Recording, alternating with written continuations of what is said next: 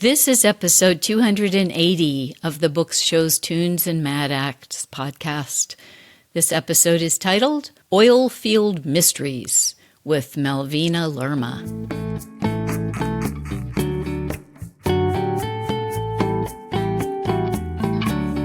Welcome to Books, Shows, Tunes, and Mad Acts. I'm your host, Jennifer Crittenden. Books, Shows, Tunes, and Mad Acts is brought to you by The Discreet Guide, the coaching and training company for improving your speaking and writing skills, with a special focus on mastering English and advancing your career. Let's get you to where you want to go. On with the show, and thank you for joining me today.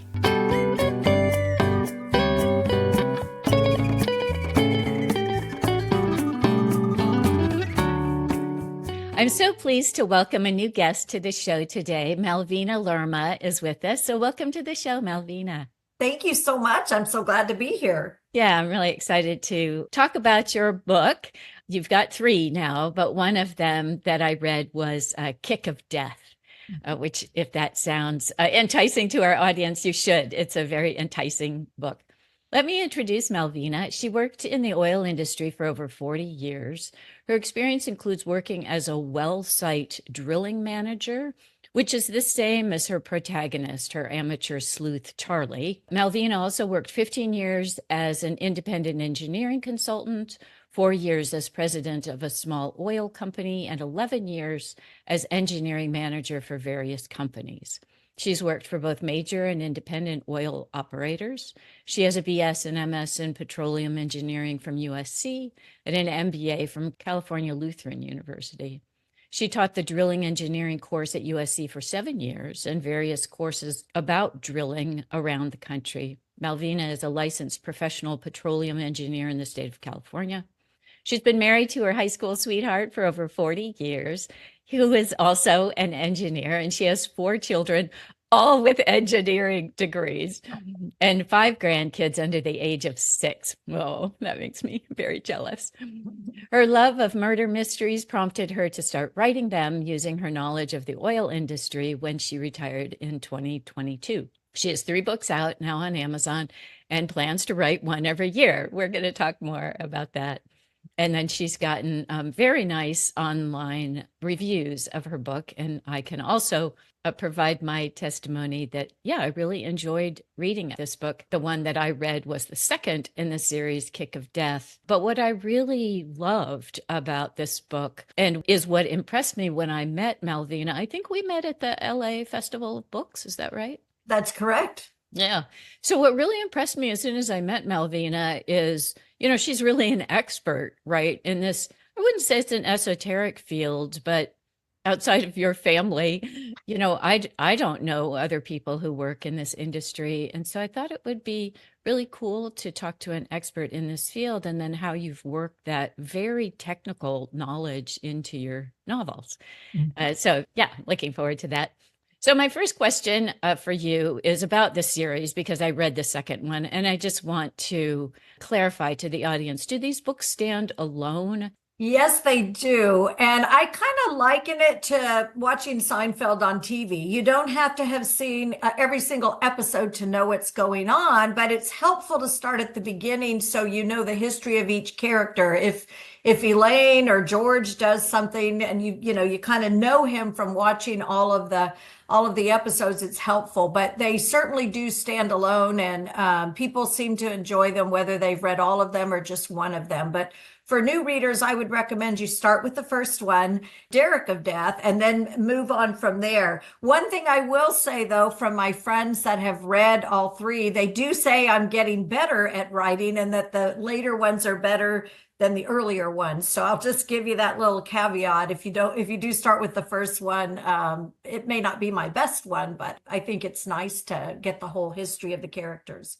Yeah, and there's, in the one that I read, Kick of Death, there's references to things that happen in Derrick of Death, but I never felt as though, I was confused or lost. There'd just be occasionally a reference back to something that had happened to Charlie in the first book. Right. Do you have a goal with this series, and do you intend for them to just keep coming, as I mentioned in your bio? Well, I started writing because my husband, in addition to having an engineering degree, he also has a law degree. And he talked about traveling the world, practicing, he's a patent lawyer and he talked about writing patents. And I asked, well, what would I do? Because you can only do oil engineering if there's oil in the city that you're in. And he said, oh, I don't know, whatever you want to do. And I thought, well, writing you can do anywhere. So that's kind of what got me started with the writing.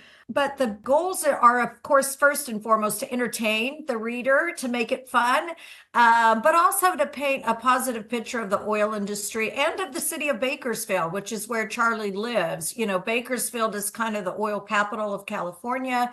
I don't think a lot of people really know about the oil industry or about Bakersfield. So I'm hoping to paint a positive picture that makes people interested in it and supportive of it. Everybody knows that food comes from farmers and everyone's very appreciative of the food on their table. But I don't think everybody understands that the oil in their car, the heating in their home, the plastic products, the polyester products that they use and enjoy come from oil. And so I'm hoping that the book makes the oil industry seem fun and full of great people, which it is. And that Bakersfield is a pretty nice town to live in. I'm so glad you mentioned that about Bakersfield.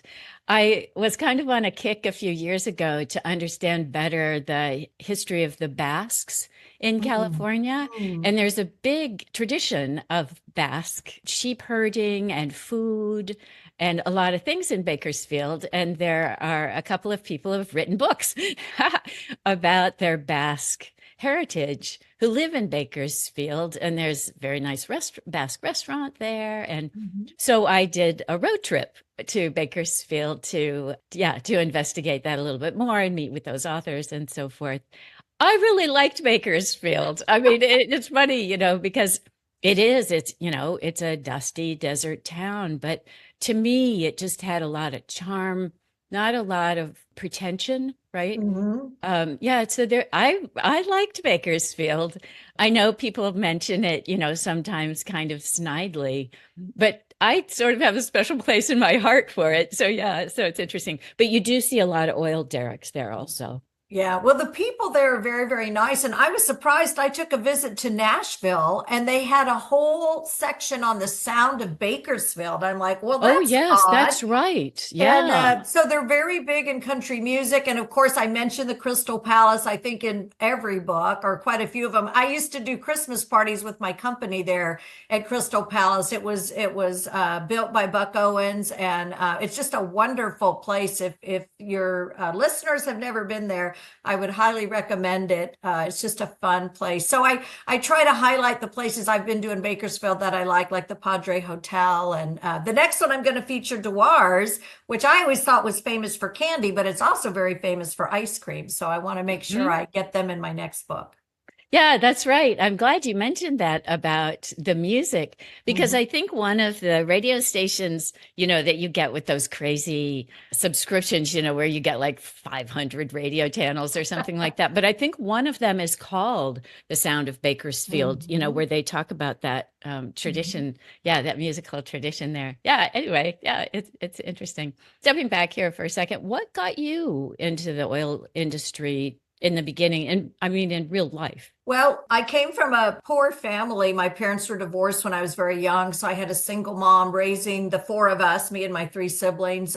Money was always tight. And so I was very good in math and science, especially math. That was always my best subject. And so when I was thinking about what I wanted to major in when I went away to college, I thought, I want something that I can make a lot of money. So all my teachers said, go engineering. And at the time, my brother was going to school at USC, the University of Southern California, and he was majoring in biomedical engineering. He wanted to be a doctor, but he met someone in the oil industry at USC that convinced him to change his major. So when I told him that I wanted to be an engineer, he said, well, try petroleum, see if you like it. And all I knew about engineers is that they drove trains, or at least that's what I thought. Yeah, choo choo. I didn't know anything. And so I thought, well, what the heck? It's as good as anything else. So I went to USC as a freshman, majoring in petroleum engineering. And I got my first summer job in 1979 when I was 19 years old, working at an oil field in San Ardo, just north of Paso Robles. And the guys, and I was the only girl out in the oil field, and the guys were so nice. And I just loved it. So I worked every summer in the oil field. I worked my senior year at an oil field in Huntington Beach. And then when I graduated, I hired on with Chevron, and my first job with them was working on drilling rigs. So I kind of just fell into it through my brother, but and I met a few women along the way, none of which stuck it out till the end of their careers. But I really enjoyed it. I just thought it was a great career for me, and of course, financially, it was a great move. Right. Oh, yeah. We're going to talk a little bit more about what it's like, yes, to work in such a male dominated environment. But isn't that refreshing to hear that in your first experience, you felt as though you were welcome there? Right. Yeah. That's just lovely. It makes my day. As I said before, when I met you, I was really interested right away to discover that you were what I kind of call, the real deal, right? Somebody who has true, deep experience in a field, that you can bring that knowledge to the books that you write, particularly because, I hadn't met anybody who had that kind of knowledge about the petroleum industry. I was especially thrilled to see this diagram at the beginning of your book that just shows the components of an oil well. Just never seen that before. And it's just very well done. It's a really good diagram. I think it's just at the right level of complexity for someone who's just starting to learn about oil wells. It's not too simple, but not overwhelming either. But yeah, can you just sort of place us about the kind of well drilling we're talking about in these books? So the well drilling is the drilling that I did in my career. So it's oil well drilling, oil and gas primarily. And that's what Charlie's drilling. In Southern California, we have oil and gas. And in Northern California, around the Sacramento area, it's all gas drilling. So the kind of well Charlie drills depends on where she's going to go. And I'm hoping that she's going to do a little bit of traveling. All of my drilling has been done in California. I did drill offshore Huntington Beach. I used to take a helicopter back and forth from Oxnard to the platform. Wow. So she'll probably go offshore, but I don't know if I'm going to have her go to Texas or Oklahoma or maybe even the North Sea, places I've heard about, but I haven't actually drilled in those places. So we'll have to see where she goes. I have worked on some wells and gas storage fields like the Aliso Canyon area. So, she may do a little bit of that, but it's primarily just oil and gas wells in the California area will be the primary focus, just because that's what my background is. And is there anything to differentiate that kind of oil drilling from any other kind, like the wells that she works on or anything like that? A little bit. When I was working for Chevron, we would often go to Texas for training, because that's where, most of the experts were, but their oil fields are very different than California. They would have maybe a 50-foot thick sand or maybe even a 10-foot sand, whereas in California, some of our oil and gas intervals are thousands of feet. So when they would give recommendations, they really didn't apply in California. And we do gravel packing completions because we have a lot of unconsolidated formations, which means the sand, like if you've ever dug in the sand at the beach and the sand keeps falling in on you. So when you run the pipe in the hole, you put gravel on the outside of the pipe so that the sand doesn't fall into the well bore. And that's kind of unique to California. Not all oil wells have problems with that. And our formations, when you're hunting for oil in California, it's a little different than in other parts of the country. They have salt domes that, have caused traps because the oil and gas is moving through the earth and something has to trap it to make it an oil field. And so our traps are primarily faults. We have a lot of earthquakes and earth movement. And so those faults can create traps for oil and gas. And so when we look for oil, it's a little different than in other parts of the country or even the world. Wow, that's fascinating. This is why I wanted to talk to you. Yeah. Yes, I was thinking, what a great excuse to travel with your husband, right? Oh, I've got to go to the Black Sea, honey. Yeah, books can take you everywhere. That's really cool. Now, one of the things that's so fascinating in Kick of Death is the discussion about the kick. Tell me about the kick. So I knew that that was going to trip up some of my readers. And so I took a definition out of PetroWiki, and that's in the front of the book. But the best way to explain it is if you've ever dived into a swimming pool and dived down to the bottom of the pool and swam along the bottom, you can feel the weight of the water above you. Yeah. And that's called hydrostatic pressure. And the amount of the pressure on you when you're at the bottom of the pool depends on the density of the fluid above you, which in this case would be water, and the height of the column above you. So when we're drilling into the earth, there's formations that have fluids that are under pressure. And if we didn't have drilling mud inside the wellbore, those fluids would come into the wellbore. And if the pressure was strong enough, they'd come all the way up to the surface and possibly cause a blowout. So when the formation fluids come into the wellbore, that's called a kick. Okay. So as long as the hydrostatic pressure of the drilling mud exceeds the pressure in the formation, you're not going to take a kick. But if something happens to compromise the hydrostatic pressure, then those fluids can come into the wellbore, and that would be a kick. And so the people working on the rig are trained in well control to notice or detect a kick quickly.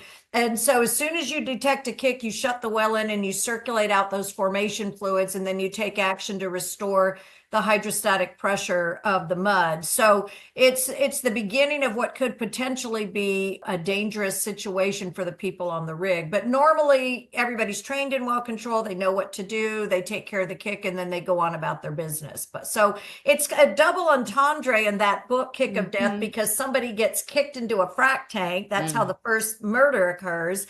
But it also, Charlie takes a kick on her well. So I thought it was kind of fun to do a little play on words there. And my next book that I'm going to start writing in January is going to be called Fishing for Trouble. And everybody knows what that is, but fishing is also a big event in the oil industry. When you lose pipe in the hole, you have to go fishing to get it out. And there's a whole fishing industry in the oil industry. So it'll be kind of fun to be talking about those tools and those procedures in my next book. So it sounds as though a kick is not that uncommon. Did that ever happen to you while you were working? It did. And so every time I was very cautious, I would say overly cautious. Anytime you get gas coming in, because gas, as you're drilling up the rock, if there's gas in it, that gas will get into the mud. And gas, of course, weighs a lot less than fluid or water or mud. So the gas would lighten up the hydrostatic pressure of the drilling mud. And so I'd take a little bit of a kick,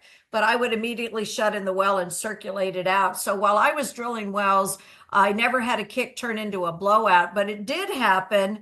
We were abandoning a well, believe it or not, and we took a kick that did turn into a blowout, but it was an abandonment, not a drilling situation. And it was very scary. It only lasted 10 minutes. We got the well shut in very quickly, but it took us 3 days to kill the well. Kill the well means to get the well back under control. So it can be a very scary thing. And of course, everyone's heard of the Macondo blowout. In that situation, and you can look at it on the BP website, or at least they had it posted for a long time, they would show you how they took a kick and nobody figured it out. They had 300 barrels of fluid come into the wellbore before they ever realized they were in a well control situation, and then it was too late to fix. Oh, wow. I see. So speaking of danger, you've been in this field for a long time. I guess I've always thought of the oil industry as being pretty dangerous work. And of course, that's something that you talk a lot about in Kick of Death is the safety measures that you take. And Charlie takes her job extremely seriously. She is really a consummate professional. Do you feel as though there have been changes during the time that you've been in the industry that make the work less dangerous? I think that all industries in the country are more safe because of OSHA, honestly. I think that all the rules that come out of there, even though people complain about them and, they're costing the industry money and maybe sometimes they go a little overboard, but a lot of it should have been done from the very beginning. The training, making sure people know what they're supposed to be doing, the job safety meetings before specific tasks that are inherently dangerous, like running pipe in the hole or cementing pipe in the hole.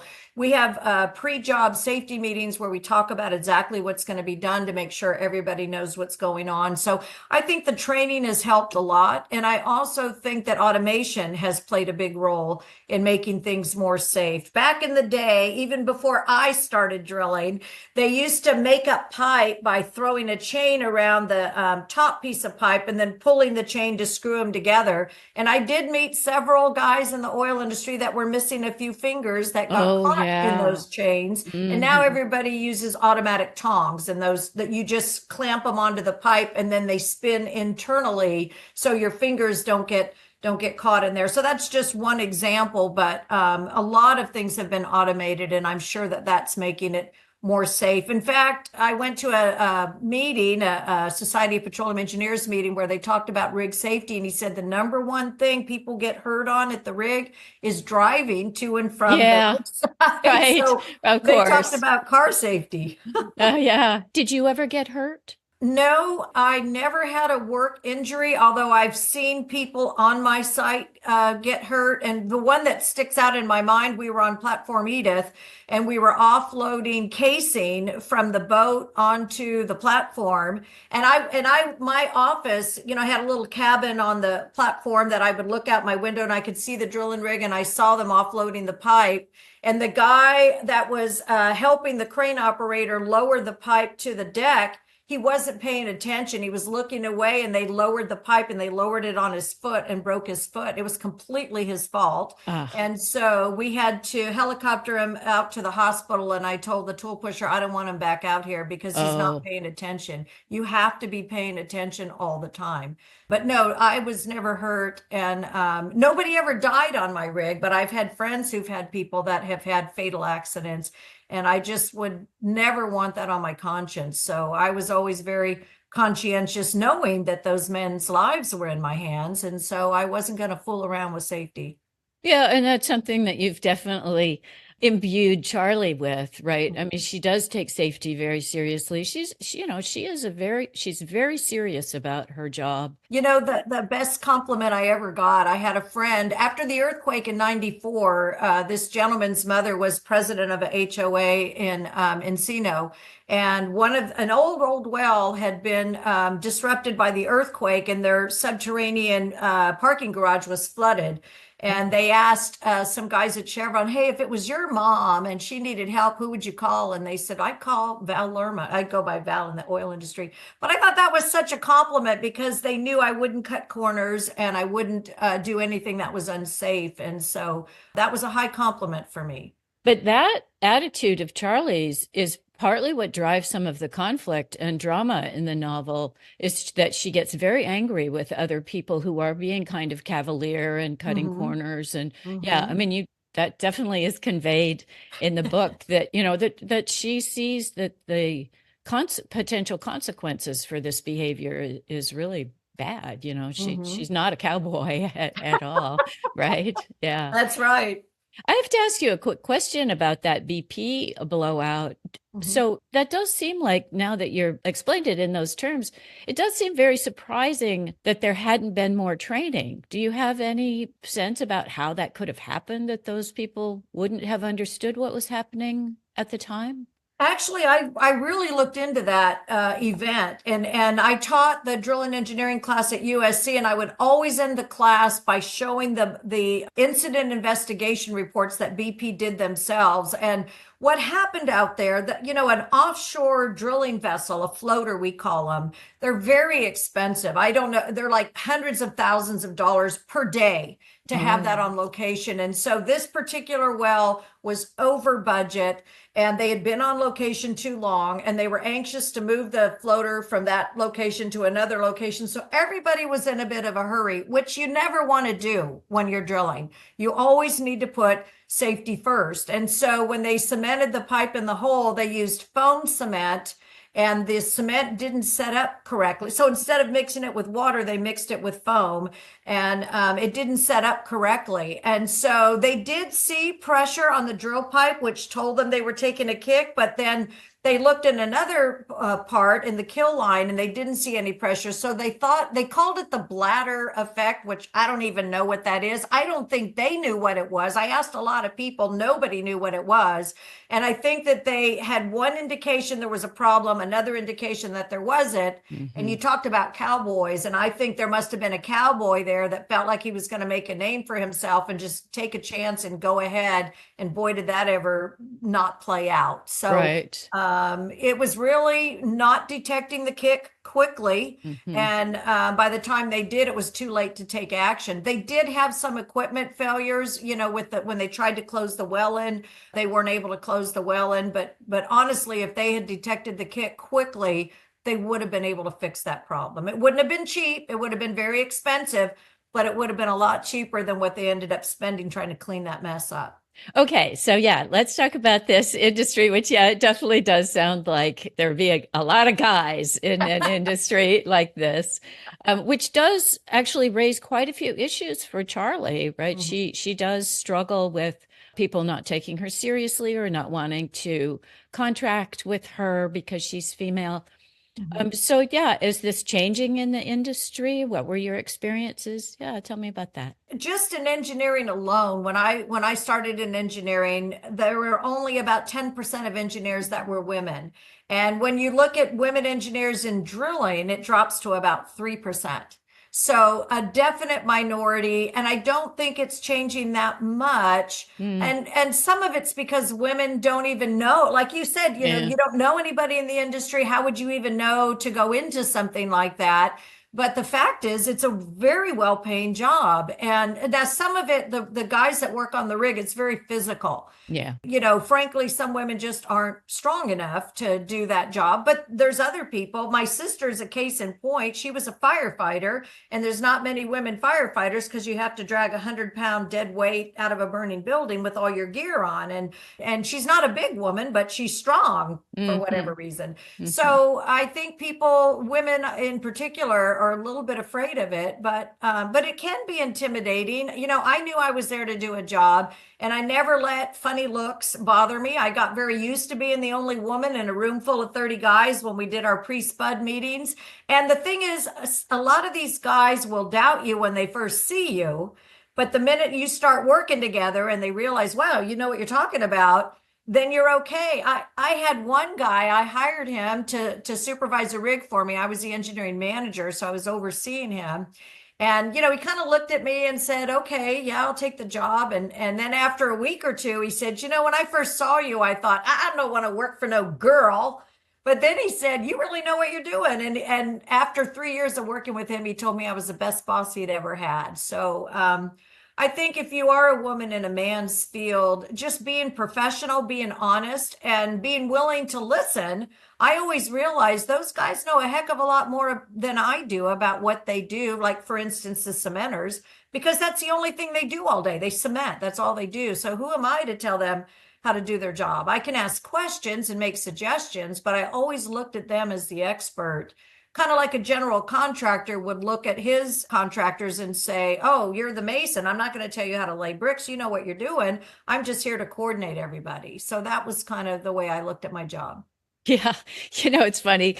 So the first book that I wrote was a career advice book for women working in male-dominated industries. Oh. And so it's an advice book, right? But as you were talking, I was thinking, whereas in my book, I'm suggesting that, you might try this strategy, or these are things that you might consider when you're in this situation. What's really cool about your book is you just show it, right? The way that Charlie behaves is an effective way for her, right? This works for her. So yeah, it's sort of, in a way, it's a different kind of advice book, right? It's just, yeah, it's sort of just modeling behavior that worked for you in this industry, right? Absolutely. It's a good companion to my book. Yeah, so that was one of the things that I really enjoyed about the book, was learning about oil drilling. And again, I just think you hit such a great level of not too technical, but enough to be interesting, right? Not dumbed down to the point where you could have intuitively, suspected that that was the case, but you're actually learning as you're going. And I noticed that several of the Amazon reviewers also mentioned that, oh, I like these books because I learned from them. Was that a goal with these books for you? And how did you decide what to include, how deep to go into the technology? Well, it's an interesting question because I wrote the first book in 6 months. I got stuck on the Bakersfield side of the grapevine. I live in Ventura County, so I had to get over the grapevine to go home. So I got stuck, and so I just decided to go to the convenience store. I bought a notebook and a pen, and I just sat and I wrote. And 6 months later, my book was done. But then when people read it, because I had a lot of people read it, and they're like, "I have no idea what you're talking about," and other people said, I feel like I'm being lectured to. There was way too much technical stuff in it. So I spent 16 years editing that first book. Wow. And I joined a writers club, and they had small groups where we would read one chapter from our book aloud. And as we were reading, the other writers would be making notes about what they liked, what they didn't like. And the biggest thing was I had way too much technical information in there. So that was a huge flaw in my early writing. And one of those writers suggested, and this was a great suggestion, is put somebody in the book that doesn't know anything and have them ask questions. And that's how George was born. So George, who's the landman, he's always asking Charlie questions. And so she's always having to explain things to him, which is my way of helping the reader understand where I'm going. And I love that. And people love George. He's just a fun character. Yeah, he's a great character. Yeah. He is. And he's going to be in every book because even though she's not always drilling for him, he's always going to kind of be her sidekick and her kind of amateur sleuth. I think they make a really good team. But the main reason for him originally was to help the reader, get the answers to questions they may have as they're reading. When you know a lot about a subject, it's hard to tell when you're losing your audience. And so having other people read the book helped a lot. So I presume, as you say, there's advances in the technology. And so how are you going to incorporate that into future books? Like, how do you think that's going to affect Charlie? And I wanted especially to ask about AI. Like, is AI going to show up here?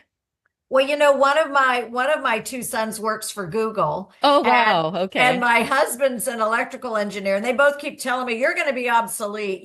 Pretty soon AI is going to be doing everything. But I don't really think that's true. I think that kind of like driving a car. We've been trying to make computers that can drive cars for us, but it just boils down to human judgment on a lot of things. And one of the reasons I picked the name of my series, Oilfield Mysteries, is we would be drilling a well and something would happen and we couldn't figure it out. And we used to always say, well, just another oilfield mystery. That was a pretty common thing for people to say. But I see. The reality is we're drilling into the earth and we can't see what's going on down there. So I think one of the reasons I loved my job so much is it was a lot like reading a murder mystery. You had a lot of clues about what was going on down there, but you didn't really know. So you'd have to take all the facts and make your best guess. And one of the things I realized after about 10 years in the field is you kind of get a gut feeling about wells where you think something's going on. You don't really know. I mean, you've got all these clues and you can't say definitively,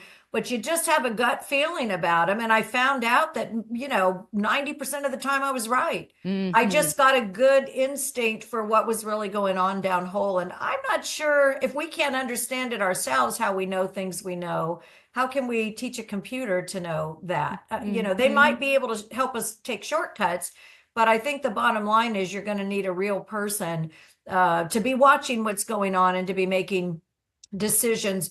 I think Charlie's going to kind of get trapped in the 90s and the early 2000s because I one of the reasons I picked this genre is because I know so much about it. So I don't really want to try to keep up with a lot of changes going on in the oil industry. I think it'll just be more of a picture of what it was like when I was drilling. I did have one gentleman ask me if I would go back in time. He knew a great story that happened in the early 1900s, and I thought, that would take research. And I've got 5 grandkids, and I like to travel. And so I mostly just like to write for fun. So, I don't see it as a real spending a lot of time on research. It's more just pulling from what I know and making it fun for the reader. We certainly have a lot of examples of mystery or detectives that are caught in a moment of time, Mm-hmm. right? And seem to never age, Mm-hmm. right? And I think a lot of readers like that, right? They Mm-hmm. like being in that moment.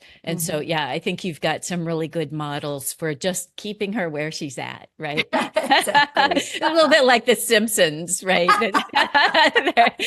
They just They stay never the grow same up. age. They never grow up, exactly. So Charlie doesn't have to grow any older than she is now. Yeah, Mhm. exactly. I also thought it was really interesting just learning a little bit more. My background is in finance. Mm. And so, yes, these, I don't know what you want to call them, network of people who are working together on a project and the various contractors and vendors that get involved and what their relationship across from each other is, not necessarily reporting to each other, but responsible for. I thought that part of the book was also very interesting. Like who's in the room Mm-hmm. and what are the dynamics of the people in the room, who is trying to please whom, and yeah, who doesn't care who they please or not. And so, yeah, I was curious, in Charlie's world, there's still room for fairly small vendors, right? Mm-hmm. But in Mm-hmm. other industries, we're seeing a lot of consolidation, right? And so, yeah, I wondered, like today, is there still room for small contractors and small companies? Absolutely. There really is. The bigger companies, when they see a small company that's really a major competitor of theirs, they'll try to gobble them up. And in many cases, they do gobble them up. And the seller of the business makes a lot of money because he's, sold his company to somebody else. But a lot of companies, they're not trying to be really big. They're just trying to make a living. And in Charlie's world, one of her best friends is Mike Saylor, and he owns a small cementing company. And I've actually worked with lots of people with small companies, and the pipe handling companies, the people that screw the pipe together, those typically are small companies too. They Huh. don't have enough revenue that a big company like Schlumberger or Halliburton or Baker will try to gobble them up,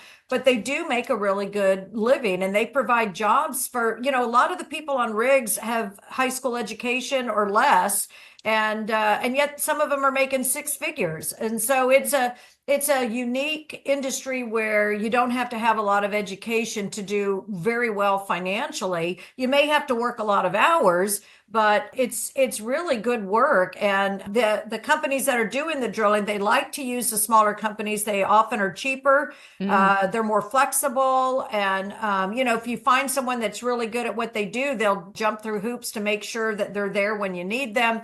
And they do a great job because they know you won't call them back if they don't do a great job. Mhm. So, yes, there are a lot of small vendors in the oil industry, and many of them are very, very good. Yeah, it's really refreshing to hear that. Mhm. Okay, so let's talk more about the actual writing. And so you mentioned that it was actually your love of murder mysteries that got Mhm. you into writing Mhm. mysteries. Of course, that's a huge advantage. You already know a lot about the genre, right, when you Mhm. go in. But tell me, like, what were some of the murder mysteries that you enjoyed as a reader? I started out with Agatha Christie, and Oh, I yeah. can't remember how old I was. I'm thinking grammar school or junior high, and I just fell in love with Jane Marple and Hercule Poirot. Uh-huh. I've always loved her murder mysteries. And then I kind of branched out because I would read them over and over again. And oddly enough, I could never remember who done it. I don't know.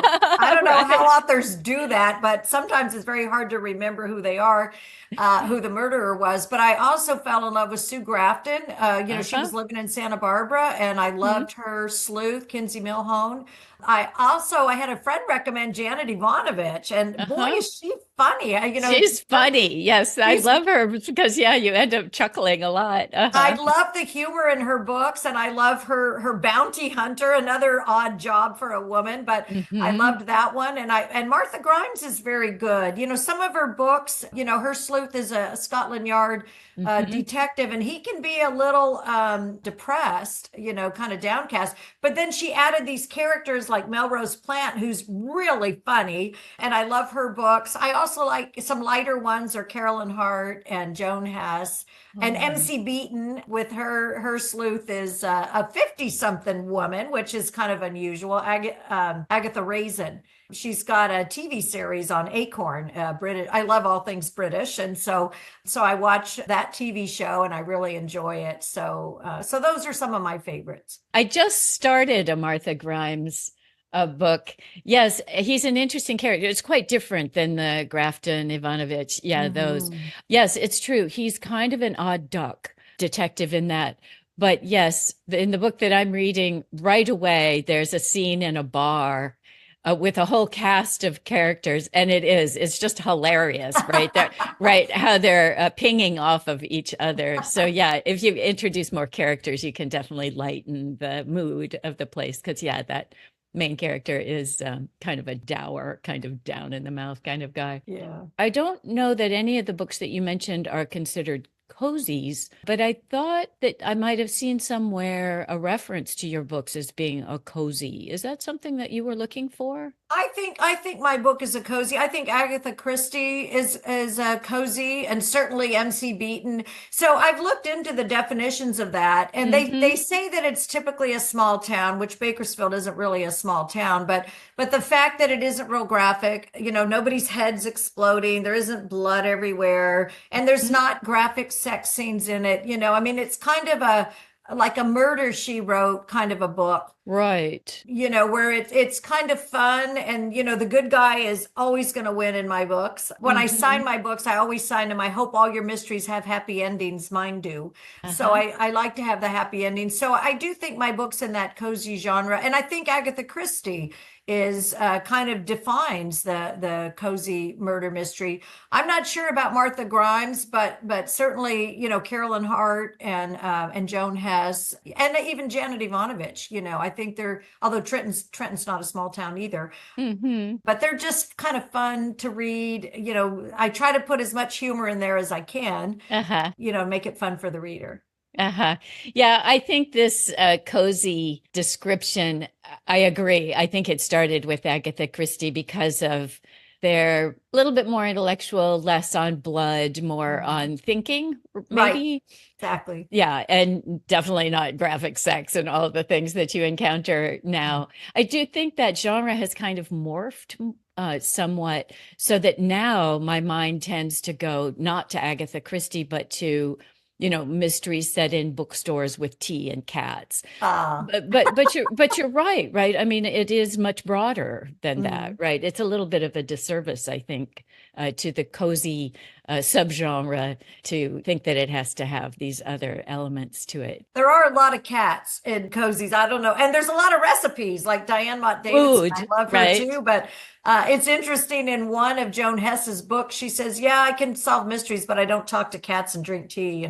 She kind of makes fun of it. But as long as there's not graphic sex, really bad language, a lot of violence, then I kind of think it fits into that category. I see what you mean now. As I say, yeah, I think I walked too far down that path. Although there are quite a few donuts in the... Yes, well, that, and in the oil industry, a lot of it's about eating. If you want to be a successful contractor, you better bring a bag of donuts or a box of bagels, because people in the oil industry love to eat. There you go. So how did you prepare to become a novelist?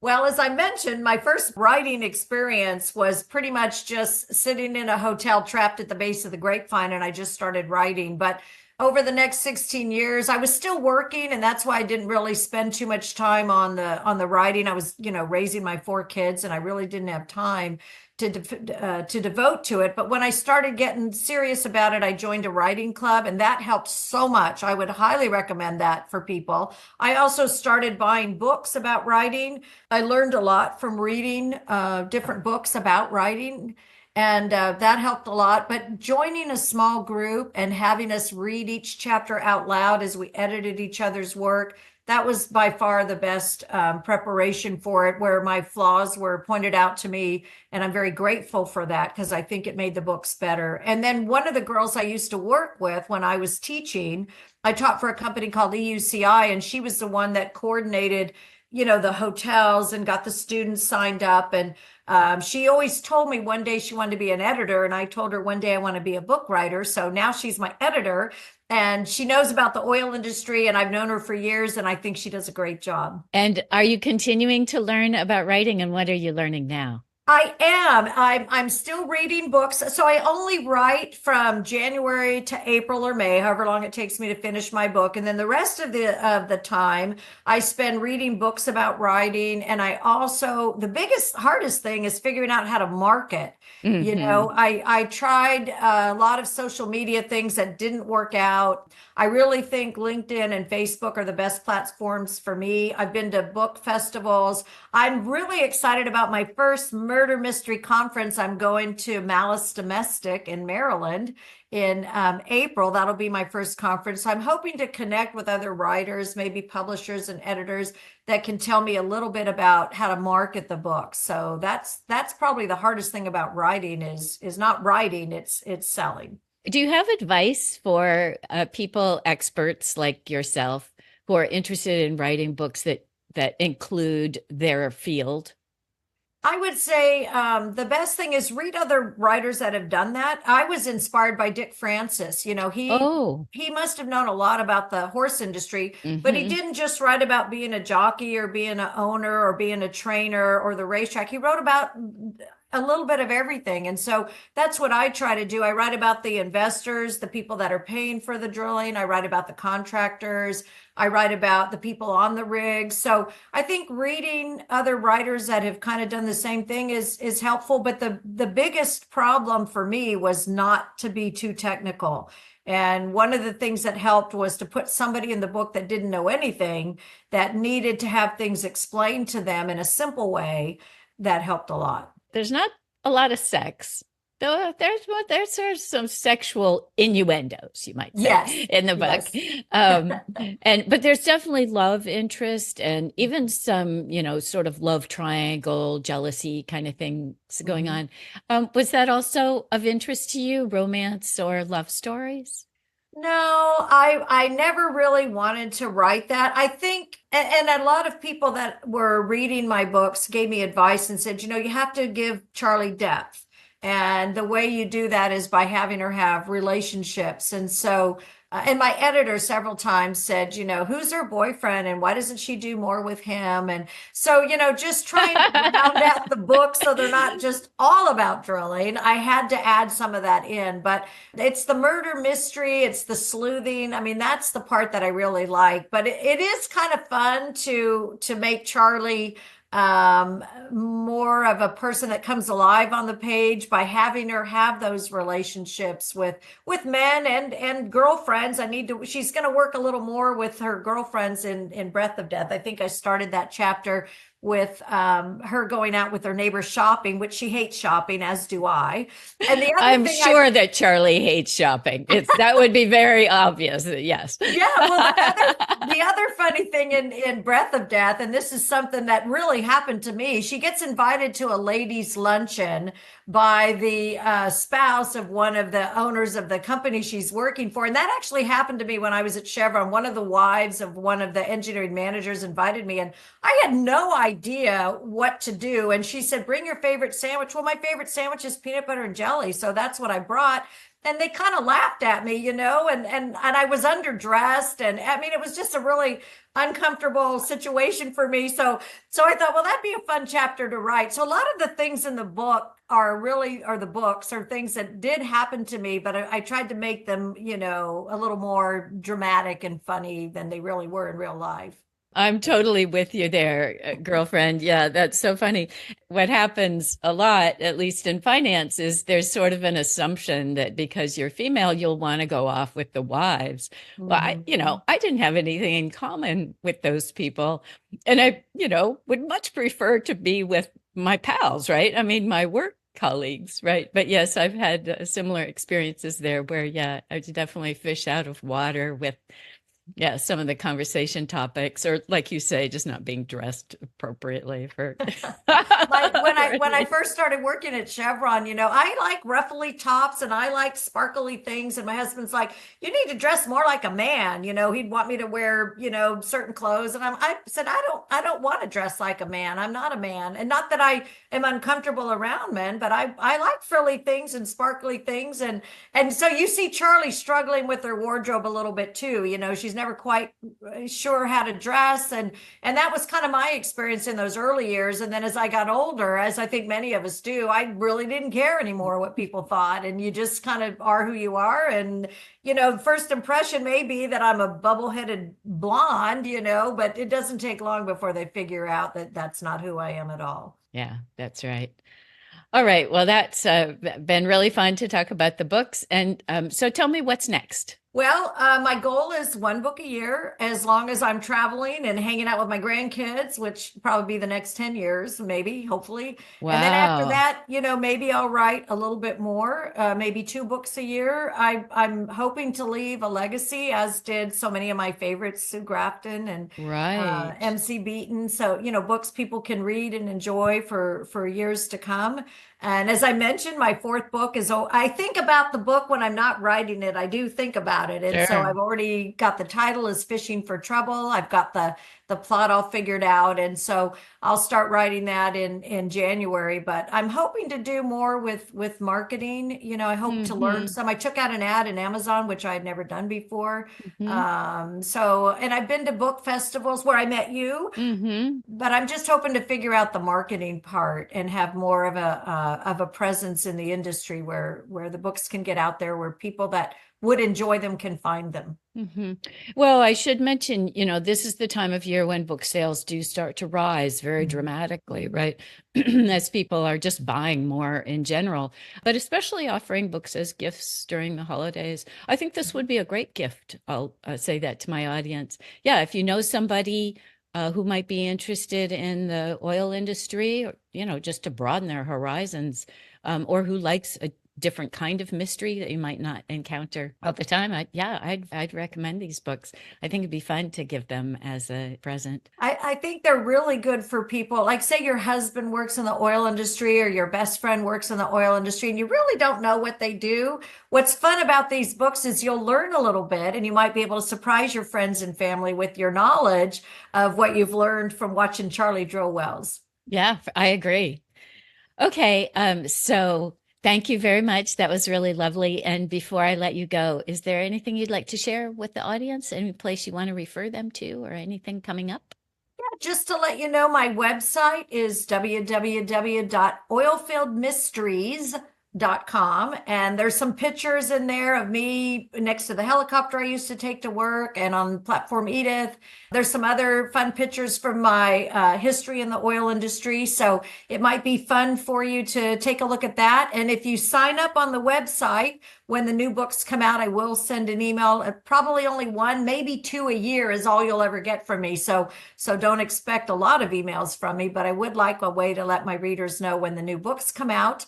Also, I do have a LinkedIn presence and a Facebook presence for Oilfield Mysteries, if you'd like to take a look at that. I'm not as good as I should be about updating them, but I will try to be better. And the books are available on Amazon. They're available in Kindle version or in paperback. There's 3 of them, and there'll be 4 starting just before the summer. I think that's when people read a lot, is in the summer. So I hope that if you do pick one up, that you'll enjoy reading it. And I'm hoping to have more available in Bakersfield stores. I do have some at the airport in Bakersfield, and Russo's Books and Bobby's Hallmark in Bakersfield have some of my books. So you might be able to find them there. Oh, that's really great. Well, good luck with everything. It was Thank you. it was really lovely to talk to you. It was great to talk to you as well, Jennifer. Have a great day. Bye-bye.